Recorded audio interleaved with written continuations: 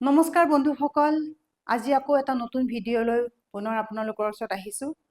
আজি আমি জ্যোতিষশাস্ত্ৰ অনুসৰি জানিব চেষ্টা কৰিম যে জন্ম কুণ্ডলীৰ কোনটো হাউচ বা কোনটো ৰাশি আমাৰ কাৰণে টকাৰ কাৰক হয়, কোনটো হাউচে আমাক বেছিকৈ টকা দিয়ে, আমাক লাভান্বিত কৰে, অথবা আমি জীৱনত ডাঙৰ ঘৰ, ডাঙৰ গাড়ী অথবা লাক্সাৰী কাৰ বা ব্ৰেণ্ডেড কাৰ ল'ব বিচাৰোঁ, সেইখিনি কোনে সহায় কৰে, আমি সেই বিষয়ে জানিম। এতিয়া আমি এখন জন্ম কুণ্ডলীৰ এটা চক্ৰ আঁকি লৈছোঁ। এই চক্ৰৰ সহায়ত আমি জানিব চেষ্টা কৰিম। আমি ইয়াত চালোঁ যে 1 নম্বৰ হ'ল লগ্ন, মানে আমি যেতিয়া চাওঁ এই প্ৰথম ঘৰটোক কোৱা হয় লগ্ন। যেতিয়া আমি প্ৰথম ঘৰটোক লগ্ন বুলি গম পালোঁ, তাৰ লগৰ ঘৰটো হ'ল আমাৰ সঞ্চিত ধন, লিকুইড মানি, তাৰ লগতে আমাৰ বহু কাৰক থাকে, কিন্তু যিহেতু টকাৰ কথা ক'ব আহিছোঁ, গতিকে আমি টকাৰ কথাই ক'ম যে ছেকেণ্ড হাউচটো আমাৰ ফেমিলি, সঞ্চিত ধন, বহুতো কিবা কিবি, কিন্তু এই ঘৰটোৱে আমাক টকা দিয়ে। আমি কেনেধৰণে ইনভেষ্ট কৰিম বা আমি বেংক বেলেঞ্চ ৰাখিম নে নাই, এই কথাটো নিৰ্ধাৰণ কৰে ছেকেণ্ড হাউচটোৱে। ঠিক আছে, তাৰপিছত আমি যাব পাৰোঁ যে আমাৰ গাড়ী, আমাৰ বাহন, ঘৰৰ কথা যেতিয়া আমি চাওঁ, তেতিয়া আমি চাম যে 4th হাউচটো, 4 নম্বৰ ঘৰটো। তাৰপিছত আমি চাম যে আমাৰ জীৱনত টকা আহিব বুদ্ধিৰ যুগেৰে আহিব নে নাই, আমাৰ যি ইণ্টেলিজেণ্ট, আমাৰ যি বুদ্ধি, এই বুদ্ধিৰে আমাৰ টকা আহিব নে নাই, তাৰ কাৰণে আমি চাম 5th হাউচটো। তাৰপিছত আমি চাম যে ব্যৱসায় যোগেদি আমি সফলতা অৰ্জন কৰিম নে নাই, ব্যৱসায় যোগেদি আমি সফলতা অৰ্জন কৰি টকা কমাব পাৰিম নে নাই, সেই ঘৰটো চোৱা হয় 7th হাউচৰ যোগেদি। তাৰপিছত আমি আন এটা কথা জানিম যে 9ম ঘৰটো হ'ল আমাৰ ধৰ্মৰ ত্ৰিকোণৰ আন এটা ঘৰ। গতিকে 9ম ত্ৰিকোণত আমি চাব লাগিব যে 9ম ত্ৰিকোণটো হ'ল যিহেতু আমাৰ ভাগ্যৰ কাৰক, আমাৰ লাকৰ কাৰক, গতিকে আপোনাৰ ভাগ্যৰ যোগেদি আপুনি টকা আৰ্নিং কৰিব পাৰিব নে নোৱাৰে, আৰু অজস্ৰ টকা আপুনি যি বিচাৰিছে, আপুনি জীৱনত যি বিচাৰিছে সেই সকলোখিনি পাবনে নাই, এই ডিচাইড কৰে 9ম ঘৰে। তাৰপিছত আমি চাম যে আমাৰ যিটো 11 নম্বৰ ঘৰ লিখা আছে, সেই 11 নম্বৰ ঘৰটোৱে নিৰ্ধাৰণ কৰে যে আপুনি জীৱনত যিয়েই নকৰক, আপুনি প্ৰতিটো বস্তুত লাভ হ'বনে নাই, আপোনাৰ টকা লাভ হ'বনে নাই, বা আপোনাৰ সম্পত্তি লাভ হ'বনে নাই, এইটো নিৰ্ধাৰণ কৰে। এতিয়া প্ৰত্যেকে নিজৰ নিজৰ জন্মকুষ্ঠিখন এবাৰ মেলি চাওক। হয়তো ইয়াত 1 নম্বৰ নাথাকি 10 নম্বৰো থাকিব পাৰে বা 5 নম্বৰো থাকিব পাৰে আমাৰ লগ্নত। সেইটো নাচাব যে আপোনাৰ জন্মকুষ্ঠিৰ, আপোনাৰ লগ্ন কুণ্ডলীৰ 2nd হাউচটোত কোন ঘৰ আছে, কোন ৰাশি আছে আৰু কোন আছে চাব। এতিয়া আমি চাম যে ইয়াত 2 নম্বৰ লিখা আছে। 2 মানে হ'ল আমাৰ বৃষ ৰাশি। বৃষ ৰাশিৰ লৰ্ড হ'ল শুক্ৰ। তাৰ লগতে আমি চাব লাগিব যে 5th হাউচ, 5 নম্বৰ লিখা আছে। আমি যিহেতু ক'লো 2nd হাউচ, 5th হাউচৰ কথাও কৈছিলোঁ, গতিকে 5ম ঘৰৰ লৰ্ড হ'ল সূৰ্য। তাৰপিছত আমি আকৌ চাম যে 7ম ঘৰৰ কথা ক'লো আমি। 7ম ঘৰৰ লৰ্ড হ'ল শুক্ৰ। 7ম ঘৰত আছে 7 নম্বৰ লিখা আছে, 7 নম্বৰ মানে হ'ল তুলা। গতিকে তুলা আৰু বৃষৰ লৰ্ড শুক্ৰ গ্ৰহ হয়। তাৰপিছত আমি চাম যে আমি 9ম ঘৰৰ কথা কৈছিলোঁ অলপ আগতে, গতিকে 9ম ঘৰৰ লৰ্ড মালিক হ'ল বৃহস্পতি গ্ৰহ। তাৰপিছত আমি চাম যে আমাৰ এই 11 নম্বৰ যিটো ঘৰ আছে, সেই 11 নম্বৰ ঘৰটোৰ কথা কৈছিলোঁ যে 11 নম্বৰ ঘৰটো হ'ল লাভস্থান বুলি কোৱা হয়, আমাৰ জীৱনৰ প্ৰফিট বুলি কোৱা হয়, আমি গেইন কৰিছোঁ নে নাই সেইটো কথা কোৱা হয়। গতিকে 11 নম্বৰ ঘৰটোৰ কথা, 11 নম্বৰ ঘৰ মানে হ'ল, এই ৰাশিটো হ'ল মানে হ'ল কুম্ভ ৰাশি। এই কুম্ভ ৰাশিৰ লৰ্ড হ'ল শনি। গতিকে বন্ধুসকল, আমি কথাকেইটা গম পালোঁ।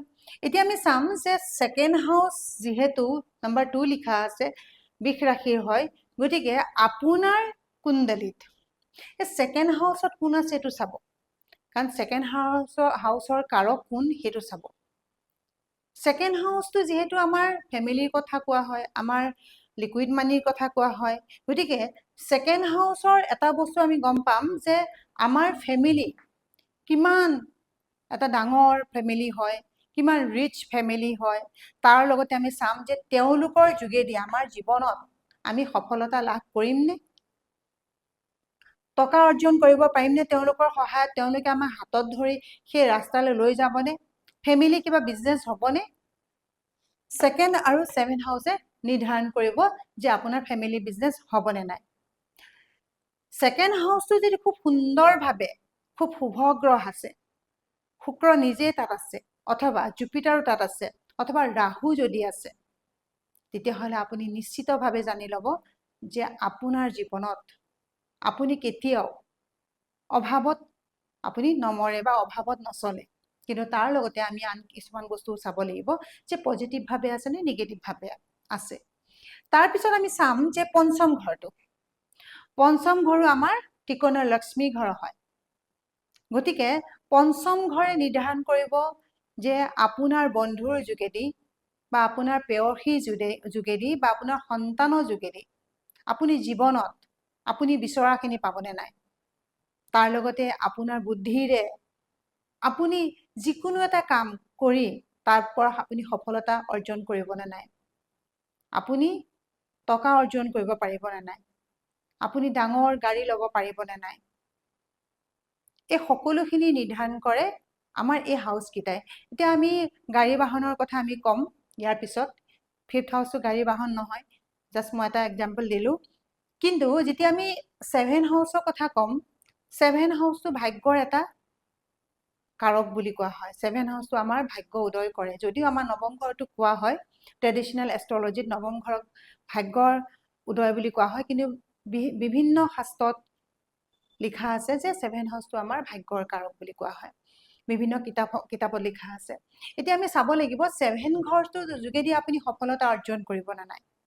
তাৰমানে সপ্তম ঘৰৰ যি লৰ্ড শুক্ৰই আপোনাক টকা অৰ্জন কৰিবলৈ সুবিধা কৰি দিবনে নাই, আপুনি ব্যৱসায়ত কিমান সফল হ'ব, অথবা পাৰ্টনাৰশ্বিপ বিজনেছত কিমান সফল হ'ব, আপোনাৰ ৱাইফৰ যোগেদি আপুনি জীৱনত সফলতা অৰ্জন কৰিব নে নাই সেইটো নিৰ্ধাৰণ কৰে ছেভেন হাউচ। ৱাইফৰ যোগেদি মানে মই ৱাইফৰ যৌতুকৰ কথা কোৱা নাই, তাৰমানে আপোনালোকে দুজনে ইকুৱেলি আপোনালোকে জীৱনত সফলতা অৰ্জন কৰিব নে নাই, টকা আৰ্নিং কৰিব নে নাই। কাৰণ ৱাইফে যদি ছাপৰ্ট নিদিয়ে বা হাজবেণ্ডে যদি ছাপৰ্ট নিদিয়ে তেতিয়াহ'লে দুজন মানুহে কিন্তু অনিদ্ৰাত জীৱন কটায়। গতিকে টকা অৰ্জনৰ কাৰণে ইজনে সিজনৰ সহযোগিতাৰ খুবেই দৰকাৰ। এতিয়া সপ্তম ঘৰটো হ'ল আমাৰ লাক্সাৰী, সপ্তম ঘৰটো হ'ল আমাৰ বিলাসিতা। গতিকে এই সপ্তম ঘৰে আমাক গাড়ী, আমাক বাহন, তাৰ লগতে আমাৰ ব্যৱসায়, আমাৰ বিলাসিতা সকলোখিনি দিয়ে। আৰু বন্ধুৰ যোগেদিও দিব পাৰে, যদি পাৰ্টনাৰশ্বিপ বিজনেছ হয় সেই যোগেদিও দিব পাৰে। তাৰ লগতে আমি চাম যে নৱম ঘৰটো হ'ল আমাৰ ভাগ্যৰ কাৰক। গতিকে নৱম ঘৰৰ লৰ্ড হ'ল আমাৰ জুপিটাৰ। জুপিটাৰ এনেও ৱেলথৰ কাৰক, জ্ঞানৰ কাৰক। গতিকে আপুনি জ্ঞান অৰ্জনৰ যোগেদি, আপুনি জ্ঞান অৰ্জন কৰি জ্ঞানৰ যোগেদি আপুনি টকা অৰ্জন কৰিব পাৰিবনে নোৱাৰে সেইটো নিৰ্ধাৰণ কৰে। তাৰ লগতে আপোনাৰ দেউতাৰ সম্পত্তিত আপোনাৰ অধিকাৰ কিমান আছে, বা আপোনাৰ দেউতাৰ যোগেদি আপুনি জীৱনত কিমান আগুৱাই যাব পাৰিছে, বা আপোনাৰ ভাগ্যত যদি গাড়ী বাহন অথবা আপোনাৰ বিলাসিতা আছে তেতিয়াহ'লে আপুনি এই ঘৰটোৰ যোগেদিও কিন্তু আপুনি পাব। তাৰ লগতে আমি চাম যে 11 হাউচ, 11 হাউচটো হ'ল আমাৰ লাভস্থান বুলি কোৱা হয়, আমাৰ গেইন হাউচ বুলি কোৱা হয়। গতিকে এই ঘৰটোও আমাক কিন্তু জীৱনত সফলতা দিয়ে। আপোনাৰ জন্মকুষ্ঠিখন এবাৰ খুলি চাওক, তাত আপুনি চাওক যে 11 হাউচত কোন আছে, 11 হাউচৰ যোনটো ৰাশি আছে সেই ৰাশিৰ লৰ্ড গৈ ক'ত আছে সেইটো চাওক। এতিয়া আমি চালো যে আমাৰ second house, fifth house, 7 house, 9 house, 11 house আমাক ডাইৰেক্ট আমাক টকা দিয়ে। যদি 11 নম্বৰ ঘৰটো খুব ষ্ট্ৰংলি ইনভলভ হৈ আছে তেতিয়াহ'লে বাকীকেইটা ঘৰে আমাক যিয়ে নিদিয়ক, কিন্তু 11 হাউচে লাভস্থানে আপোনাক জীৱনত আপুনি বিচৰা সকলোখিনি দিব। অজস্ৰ মান সন্মান, তাৰ লগতে ডাঙৰ বাহন, লাক্সাৰি কাৰ বা ব্ৰেণ্ডেড কাৰ, অথবা আপোনাৰ এটা ডাঙৰ বাংলো আপুনি সপোন দেখিছে বা এটা সৰু ফ্লেটৰ সপোন দেখিছে, সেই সকলোখিনি এক্সপাণ্ড কৰিব আপোনাৰ 11 নম্বৰ ঘৰটো। 11 নম্বৰ ঘৰটো হ'ল আমাৰ গেইন হাউচ। এতিয়া আমি চাব লাগিব যে 11 নম্বৰ ঘৰটোৰ যোগেদি আমাৰ লাভটো হ'ব। কেনেধৰণে লাভ হ'ব পাৰে? আমাৰ যি ডাঙৰ দাদা, ডাঙৰ বাইদেউ, তেওঁলোকৰ যোগেদিও আমাৰ প্ৰফিট হ'ব। কেতিয়াবা কিছুমান ভাই ককায়ে ভায়েকৰ নামত মাটি কিনি থয়, কিছুমান বায়েকহঁতে ভায়েকহঁতৰ নামত বিভিন্ন মানে খৰচ পাতি কৰে, খুব সুন্দৰভাৱে তেওঁ জীৱনটো আগুৱাই লৈ যায়। ককায়েকে হয়তো এটা ভাল চাকৰি কাৰণে ব্যৱস্থা কৰে বা বায়েকে এটা ভাল ব্যৱসায় কৰি মানে ব্যৱস্থা কৰি দিয়ে। গতিকে আমি চাব পাৰোঁ যে আমাৰ এই ঘৰকেইটা কেনেধৰণে এক্টিভ হৈ আছে। আপোনাৰ জন্ম কুষ্টিত এই ঘৰকেইটা কেনেধৰণে এক্টিভ হৈ আছে এইটো চাব লাগিব। তাৰ লগতে আমি আন এটা বস্তু চাব লাগিব যে আমাৰ জুপিটাৰ প্লেচমেণ্ট কেনেধৰণে আছে, তাৰ লগতে আমাৰ শুক্ৰৰ প্লেচমেণ্ট কেনেধৰণে আছে, এইটো জনা খুব দৰকাৰ। খুব ডাঙৰ এটা বিষয় হয়, কিন্তু মই এটা চমুকে আপোনালোকক জনালোঁ। আগলৈ এনেধৰণে ভিডিঅ' মই আকৌ বনাম, কিন্তু আমি এই বিষয়ে জানিলোঁ। এতিয়া আমি চাব লাগিব যে আমাৰ 2nd house, 5th house, 9 house আৰু 11 হাউচ কেনেধৰণে এক্টিভ হৈ আছে আপোনাৰ জন্মকুষ্ঠিত। আপুনি মোক কমেণ্টত জনাওক যে আপোনাৰ 2nd house, 5th house, 7 house, 9 house আৰু 11 হাউচত শুক্ৰ গ্ৰহ, বৃহস্পতি গ্ৰহ অথবা ৰাহু এক্টিভ হৈ আছে নেকি চাব। তাৰ লগতে এই ঘৰকেইটাৰ যি কাৰক, এই কাৰককেইটাৰ যোগেদি আপুনি জীৱনত সফলতা লাভ কৰিব পাৰিছেনে? যদি লাভ কৰিব পাৰিছে, তেতিয়াহ'লে নিশ্চিতভাৱে এটা শুভ বাৰ্তা। আপুনি সেই ঘৰকেইটা খুব সুন্দৰভাৱে আপুনি তাৰ প্ৰয়োগ কৰিব, চেষ্টা কৰিব যে সেই ঘৰকেইটাৰ ৰিলেটেড কামত আপুনি বেছি গুৰুত্ব দিব। ডাঙৰ বাহন, ডাঙৰ গাড়ী আপুনি পাব, সফলতা অৰ্জন কৰিব। তাৰপিছত আমি আকৌ এদিন এই বিষয়ে পাতিম যে আমাৰ ডাঙৰ ঘৰ, ডাঙৰ মাটি আমি কোনটো হাউচৰ যোগেদি পালোঁ। আমি এটা চালোঁ যে আমি টকা ক'ৰ পৰা পাব পাৰোঁ, কোনকেইটা হাউচৰ যোগেদি আমি টকা পাব পাৰোঁ। আমি জীৱনত আমাৰ ইচ্ছাৰ মতে আমি জীয়াব পাৰোঁ। গতিকে বন্ধুসকল, আপোনালোকে এই ভিডিঅ'টো যদি বা এই কথাখিনি যদি আপোনালোকৰ ভাল লাগিছে, তেতিয়াহ'লে লাইক কৰিব, লগৰ বন্ধু সমনীয়াক শ্বেয়াৰ কৰিব।